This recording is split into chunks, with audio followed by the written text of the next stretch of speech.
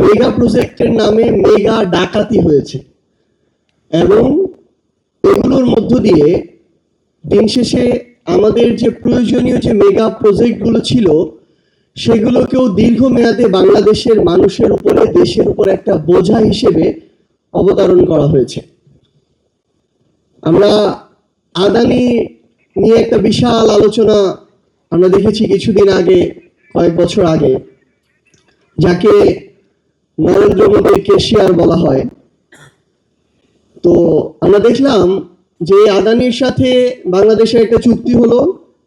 ভারতের বিখ্যাত সাংবাদিক পরঞ্জয় গুহ ঠাকুরতা তিনি তার একটা লেখায় বলছেন যে এই যে চুক্তিটা হলো বাংলাদেশের সাথে আদানির, এটা যতটা না বাংলাদেশের জন্য অতি জরুরি, তার চেয়ে বেশি হচ্ছে মোদীকে খুশি করার চুক্তি, এবং তার চেয়ে বেশি হচ্ছে শেখ হাসিনা বাংলাদেশের ক্ষমতায় টিকে থাকবে, এই টিকে থাকার ফিটা আদানির মাধ্যমে মোদীকে পাঠানো হতো।